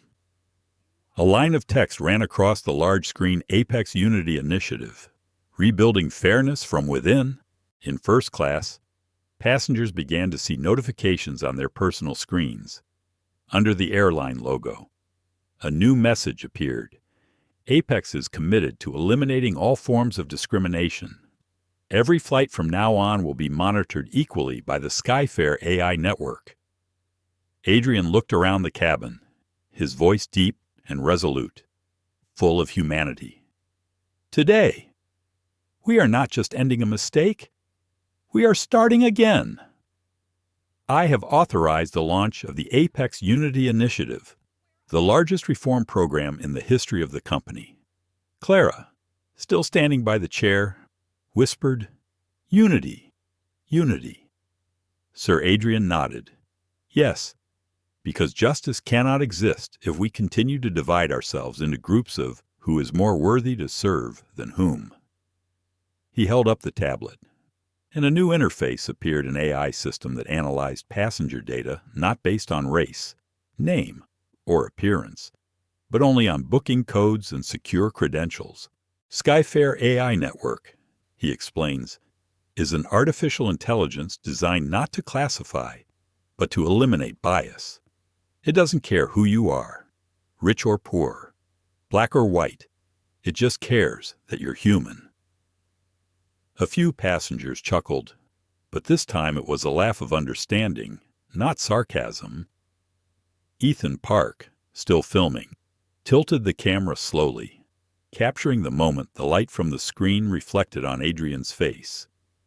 He knew this was the moment of rebirth for an airline, and perhaps for a social consciousness. Adrian turned to Elena over the intercom. "Elena, I want to implement mandatory diversity training. Every crew member, regardless of rank, must undergo training in fair conduct, equal history, and emotional intelligence." Elena confirmed immediately. "It has been recorded in the system. The order takes effect immediately." Sophia added from headquarters, "Do you want to put Skyfair into real-time control?" Adrian smiled slightly. "Not want, must, immediately." The Skyfair system was activated. Every camera, sensor, and passenger data was connected to a live monitoring network. A small window appeared on the cabin screen, displaying the equity index 100%. Laura Briggs, sitting quietly at the back of the cabin, saw the number. A light flashed across her face, a light of recognition. Perhaps for the first time, she understood that justice was not the commander standing before her, but the principle underlying every decision. Adrian approached her, his voice low and calm. "Do you know the difference between discipline and reform, Laura?" She looked up, shaking her head slightly. "Discipline punishes people. Reform saves them." Laura bit her lip, tears rolling down her face. "You still believe this can be fixed?" Adrian looked straight at her, his voice soft but firm. "I don't believe in perfection, Laura, but I do believe that people can learn to look at each other with respect again." In the cabin, a few passengers began to clap. Not a loud cheer, but a soft clap, as if in agreement, as if in relief. Ethan panned the camera slowly, recording the new text on the electronic board Apex Unity Initiative, restoring justice, starting with a flight. Adrian turned to Clara. "Miss Voss, do you want to continue working for Apex?" She nodded, her eyes red. "Yes, sir, but this time I want to do it right." Adrian smiled. "Then start by helping me train the others." From his seat, an elderly passenger called out, "Dr. Cole, I think you just created something bigger than your company." "I create nothing, sir," Adrian replied softly. "I only remove what should not be there, so that the good may come out." The cabin fell into a meaningful silence. This was no longer just a flight. They were witnessing a rebirth of faith, where justice was redefined not by power, but by a person's right choice. Apex Systems headquarters confirmed Unity program applied globally within 48 hours. All crews will be retrained. And Skyfair AI will transparently publish data on treatment between passenger groups, Ethan Park posted the final video. With a short caption, I boarded the plane intending to write about first-class service, but I left with a lesson in dignity. And somewhere in the sky, where the clouds reflect the golden light of the day, people know that an airline has just been reborn, not with capital, but with the courage to face the truth. And as the sunset faded, leaving only the glow of the Skyfair screens to fill the cabin, it became clear Apex was no longer just an airline. It had become a symbol of quiet, but unstoppable change. The next morning, the world woke up to an unprecedented media sensation. From Seattle to New York, from CNN to the BBC, every major newspaper carried the same headline: African-American CEO discriminated against on his own company plane, and fired the entire crew in front of passengers. The image of Dr. Adrian Cole, standing in the middle of a first-class cabin, calmly announcing reforms, flooded social media.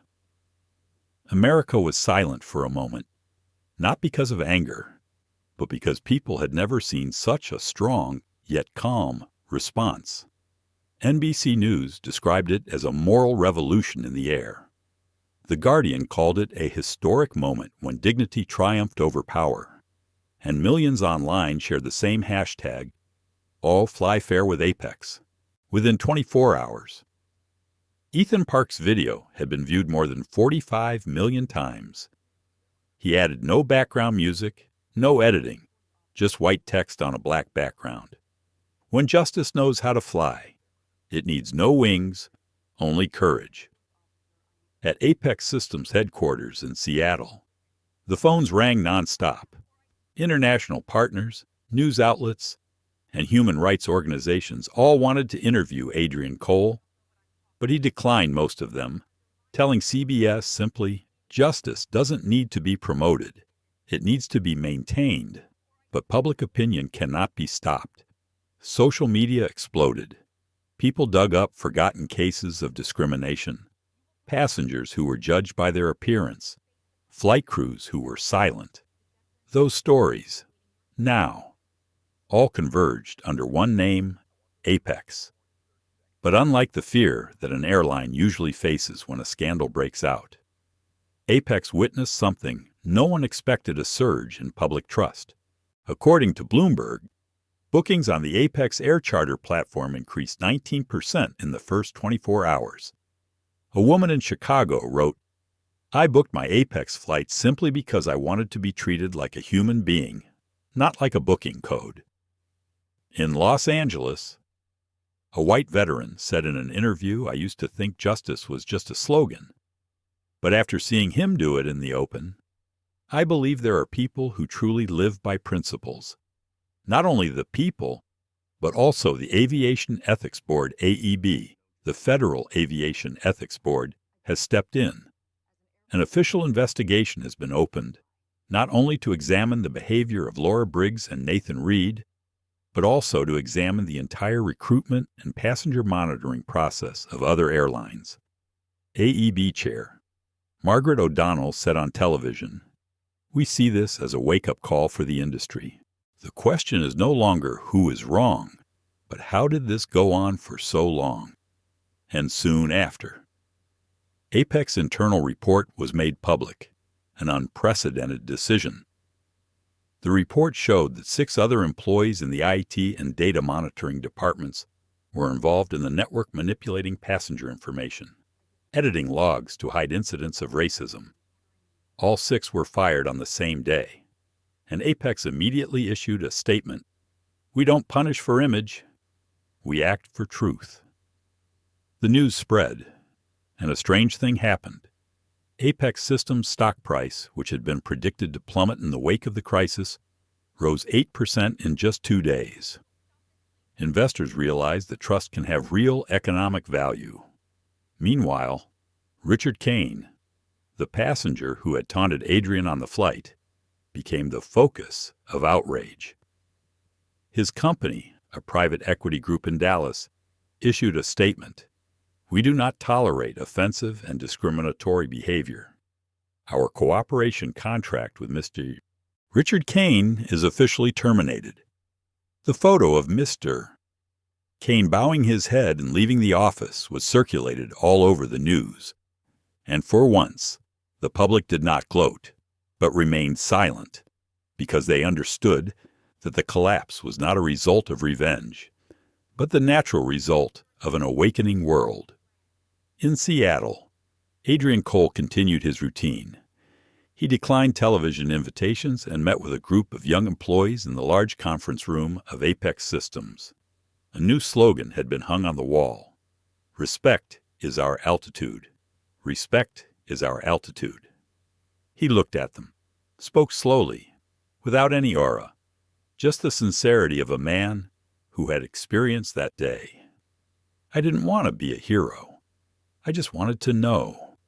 When people think they have the right to insult others, who will be the one to say enough?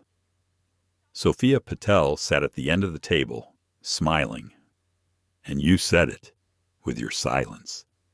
Elena Torres added, Justice doesn't need to shout. It just needs to be present. Outside the headquarters, a group of students were holding handwritten banners. Thank you, Apex, for proving that fairness isn't an ideal. It's a choice. Ethan Park, who recounted the whole story, appeared on the final interview show.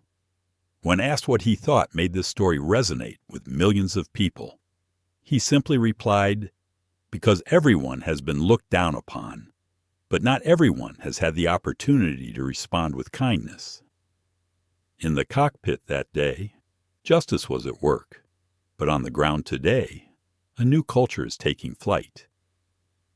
In the noisy world of social media, people often forget very quickly, but this time they did not forget, because that flight taught them that justice can be as light as a breath, but once it takes off, nothing can bring it down. A week later, with the Seattle sky as clear as ever, Dr. Adrian Cole appeared at a small press conference at Apex Systems headquarters, not as a powerful CEO, but as a normal, unassuming man in a gray suit and a quiet smile. Behind him was a large board with simple writing on it, Apex Horizons Foundation. Opening the skies to all, reporters crowded in, cameras flashing. But Adrian didn't speak right away. He just looked out at the auditorium, his eyes lingering on a few young faces, students of color, kids who dreamed of flying but didn't have the money or the opportunity. Then he spoke, his voice slow and sincere. Last week, I was humiliated on my own company plane. But today, I want to thank that moment, because it showed me that we have more limits than we think. And the biggest limit is the belief that others are not worthy to fly with us. He paused, smiling slightly. I don't want to just change one airline. I want to expand the sky. He then announced the creation of the Apex Horizons Foundation, a $30 million fund dedicated to supporting young people of color, Latinx, and underrepresented groups studying aviation, flight engineering, and aviation management. The applause was long and intense, but Adrian did not stop there. He continued, his voice firm, but not at all tense. The sky does not choose people. It only welcomes those who dare to step up. So why do we put up barriers that nature itself does not have? Sitting in the front row was Aaron Miles, the middle-aged man who had defended Adrian on the flight that day, a military veteran with salt and pepper hair and a calm gaze. He stood next to Adrian when he was invited to the stage, his voice low and hoarse with emotion. That day, I only did what I thought was right. But today, standing here, I understand that doing the right thing can create something bigger, not just for one person, but for a generation. Adrian put his hand on his shoulder.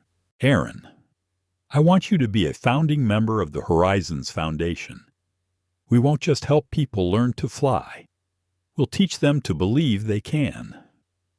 Aaron bowed his head, was silent for a moment, then smiled. "If there is one thing I believe in more than justice, it is courage, and you have both." Adrian. In the corner of the auditorium, Ethan Park, the travel blogger who had filmed the whole thing, stood still, his camera lens shaking slightly. He had followed the story from the chaotic moment in the sky, through each tense night, to this moment where everything ended with hope, not anger. When it was his turn to speak, Ethan took the microphone, his voice low but clear. "I boarded the plane that day as a videographer, but when I left, I realized I had become a witness to justice. I saw a man who was humiliated and chose to remain calm, not because he was weak, but because he knew that anger cannot change the world. Only kindness can do that." The audience rose to their feet, and the applause was long. Adrian looked around, saying nothing more. In the warm light, he bowed his head slightly, not in humility, but in deep gratitude to all who believed that justice could be accompanied by kindness. The ceremony ended with a simple but breathtakingly beautiful moment. A group of young students, still holding their Aviation Academy application forms, were invited by Adrian to step onto the stage. He handed them a symbolic ticket bearing the inscription, "Fly Beyond Limits." A petite African-American girl tearfully said, "Dr. Cole, because of you, I believe that one day I can be the one sitting in the cockpit, not just the one waiting in line to board the plane." Adrian looked at her, his eyes shining, "And I believe that day will come soon." The next day, major newspapers no longer mentioned the scandal. Instead, they wrote about a new legacy. He turned a humiliating flight into a launching pad for a generation. The Atlantic. A CEO taught the world that power is not about revenge, but about opportunity. The New York Times. Sophia Patel watched the morning news and whispered to Elena, "He doesn't stop at winning. He's teaching the world how to win without losers." Elena smiled and nodded. And perhaps that is the true definition of justice. That evening, as the lights of Seattle came on, Adrian sat alone by the glass door of his office. The moonlight reflected off a small sign that read, "Apex Horizons Foundation, where dreams take flight." He closed his eyes, took a deep breath, and then said softly, as if to himself, as if to all those who had ever been despised, who had been misjudged simply because they were different, "Justice is not the end. It is the beginning of a wider sky. And out there, in the night sky, the lights of an airplane bearing the Apex Unity logo glide by, silent, beautiful, and as steadfast as the faith he sowed." As the thin raindrops fell on the Apex office windows, one knew that the story did not end there. It had just begun, like the first flight of a new generation, soaring from courage and belief in human justice. And just like that, the repercussions of Dr. Adrian Cole, his actions began to spread beyond the control of any media outlet. 3 days after the Apex Horizons Foundation launch, a handwritten letter appeared on the American Pilots Association forum. Not an email, not a press release, but an old-fashioned letter, written in blue ink, signed Thomas Granger, retired pilot. In the letter, he recounted that 10 years ago, he had filed a complaint against Captain Laura Briggs for racial bias in hiring, but the complaint was hushed up by his superiors, and he was advised to retire early to preserve the image of the industry. "I used to think that silence was the way to keep the peace, but after seeing Dr. Cole stand still in the middle of the storm without losing his dignity, I realized, sometimes, silence is also a sin." The letter went viral, Major newspapers reprinted it, calling it the letter that took 10 years to land. The Washington Post ran a big headline on its front page: "Decade of Cover-Up Exposed. CEO Action Prompts Airline Industry to Rethink Internal Culture." Mr. Granger's words sent shockwaves through the industry. Hundreds of anonymous airline employees emailed newsrooms, recounting similar experiences being judged by the color of their skin, their accent, even their hairstyle. People who had been silenced found their voices. An Asian female pilot, currently working for a rival airline, shared on social media, "I was afraid to speak out, afraid of being labeled as someone who plays the race card. But when I saw Mr. Cole react not with anger, but with action, I understood. Justice can come from calm." Major aviation schools began offering special discussion classes called Case Cole, analyzing the incident as a lesson in ethics and leadership. They showed the video Ethan Park made, then asked students, "What would you do if you were Laura Briggs? Would you choose to protect yourself or fix the system?" Many young people fall into silence because they understand. Sometimes the bad guy is not the evil person, but the person who never stops to think. We received more than 70 reports in 1 week related to bias in training and promotion, said Aviation Ethics Board Chair Margaret O'Donnell at a press conference afterward. The Apex incident didn't just open an investigation, it opened a period of introspection. The phrase self-reflection is quickly becoming a new trend in the airline industry. Major airlines such as Delta, American, and United have all announced the implementation of internal ethics assessment programs on social media.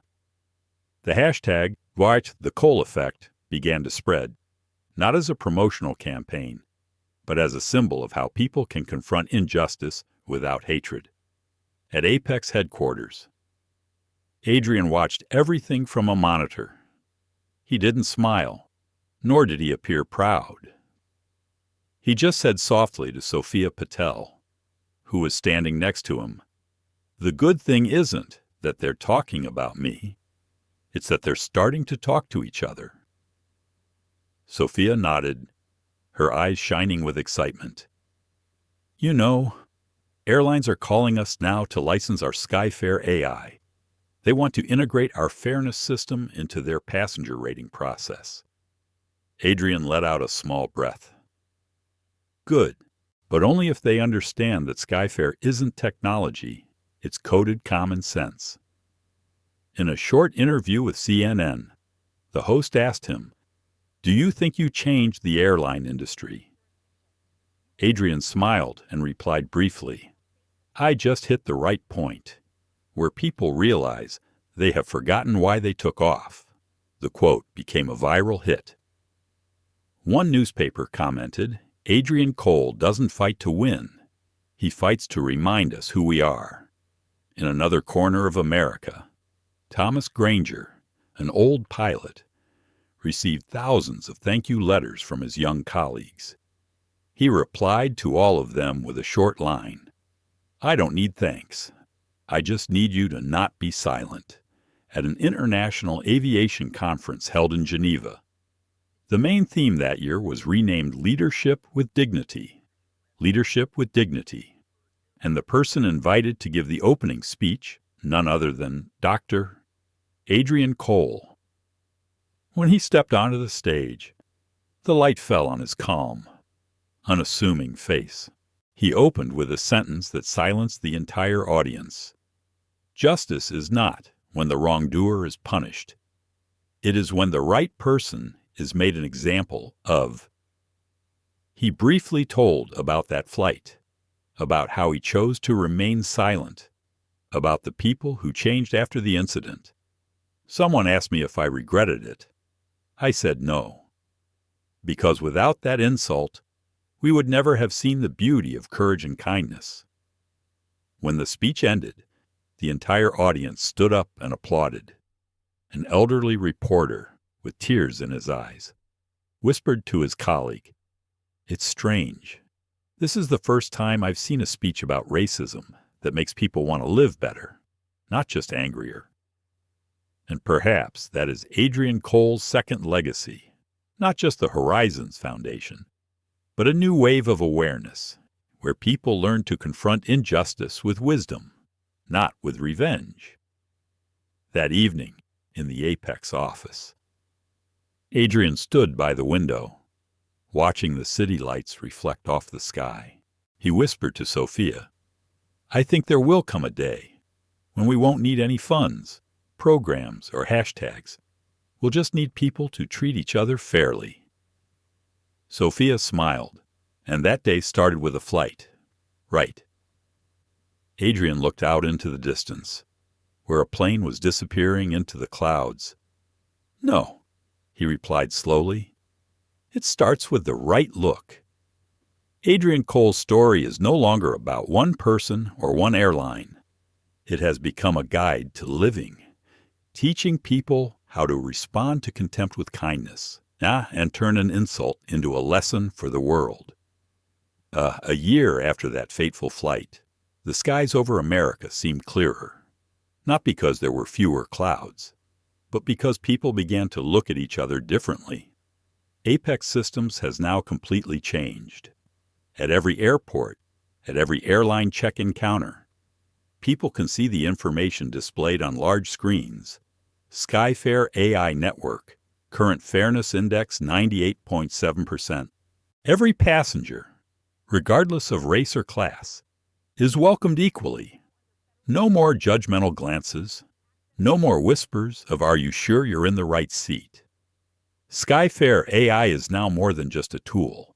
It's the new heart of Apex, programmed to detect bias and flag any disrespectful behavior in real time. Sophia Patel said at a press conference, "We no longer need to hide our weaknesses, because when fairness becomes a public measure, people will naturally learn to behave properly." And the results were astonishing. In just 1 year, Apex not only restored its reputation, but also became the most transparent and humane airline in America. But what Adrian Cole is most proud of is not the rankings or the stocks. It is the handwritten letters that have come in from all over the world, from young people who have been supported by the Apex Horizons Foundation. A 22-year-old black man named Jamal Henderson wrote, "Mr. Cole, thanks to your scholarship. Today, I am a third-year student at the National Aviation Academy. I used to be laughed at when I said I wanted to fly a plane. Now I know no one can laugh at my dream when I dare to fly for real." A Latina girl, Maria Torres, said, "When I first stepped into the cockpit, I remembered him standing there, amidst the sarcasm, still calm. I wanted to learn that, the calm of someone who knows he is right." As of that month, the Apex Horizons Foundation had supported more than 600 minority students studying aviation, engineering, and management. Many were the first generation in their families to achieve that dream. Adrian often spoke to them in online meetings. Never let anyone make you think you need permission to sit in your rightful place. Remember, your seat is yours because you deserve it, not because they give it to you. When he said that, the audience usually fell silent. No applause, no cheers, just eyes sparkling with faith. Ethan Park, who shot the video that shocked the world, is now a documentary filmmaker. He produced The Quiet Sky, a film about Adrian's journey and the changes that followed in the aviation industry. At the premiere, Ethan said, "If there's anything I learned from him, it's this: you don't have to shout to be heard. You just have to do enough right for the truth to speak for itself." The film won the grand prize at the New York Film Festival, but what's even more special is that it's being shown for free in schools, so students can learn about equality and human dignity, not through theory, but through a true story.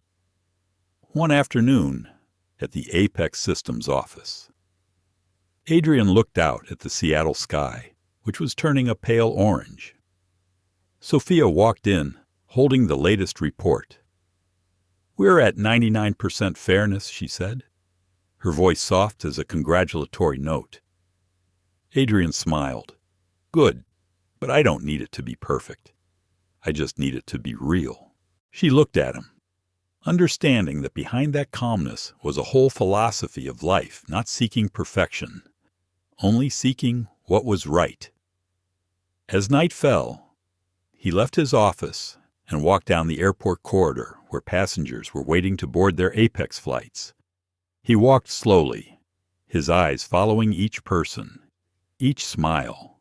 No one recognized him as the CEO of the airline. No one bowed.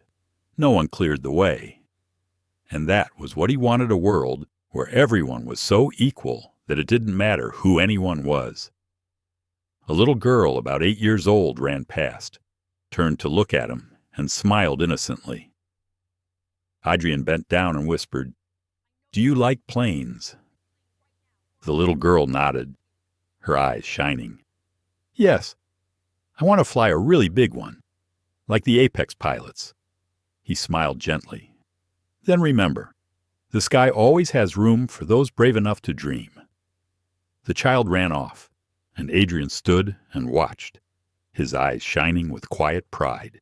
Not pride in fame, but in knowing that the next generation would not have to endure what he had. Over the loudspeaker, a female voice rang out, the voice of the Apex flight attendant, clear and confident. "Welcome, Apex Systems. Airlines wishes you a safe, fair, and confident flight." Adrian looked up. The light reflected him through the glass. Not the CEO, not the hero, just someone who had chosen to stand still when the world told him to rage. You know, true justice doesn't need to shout to be heard. It just stands there, calm, certain, and unstoppable. And then, like a silent message echoing through the air, Adrian's final words were printed on a commemorative plaque at Apex headquarters. "Your seat is yours because you deserve it, not because they grant it. And sometimes justice doesn't make a sound. It just walks slowly down the aisle, calm but unstoppable." The story black CEO denied first-class seat. 12 minutes later, he grounds the plane and fires. The pilot is not just a journey about a flight, but a profound reflection of human dignity, intelligence, and how people face injustice. Dr. Adrian Cole, a man who was humiliated because of his skin color, did not choose to get angry or retaliate. He chose to stay silent, observe, and act properly. In the moment of being insulted, he remained calm. And it was that calmness that made the whole system bow down and change. The biggest lesson from this story is that justice does not need to be shouted to be heard. When we respond to contempt with intelligence, we not only protect our own dignity, we also make the world see it. Like Adrian, sometimes the most powerful response is not words, but a calm, courageous one. In life, we have all been judged and looked down upon. But remember, your seat, your position is yours because you deserve it, not because anyone else allows it. Walk with dignity, with the belief that justice will always come to those who maintain their dignity and conscience. Thank you for following this meaningful story to the end. If you believe that justice does not need to be noisy, and that kindness is still the greatest strength of human beings, please like, share, and subscribe to the channel to spread more stories about trust, dignity, and respect between people. Because each of your clicks is a small step to help this world become warmer and more just.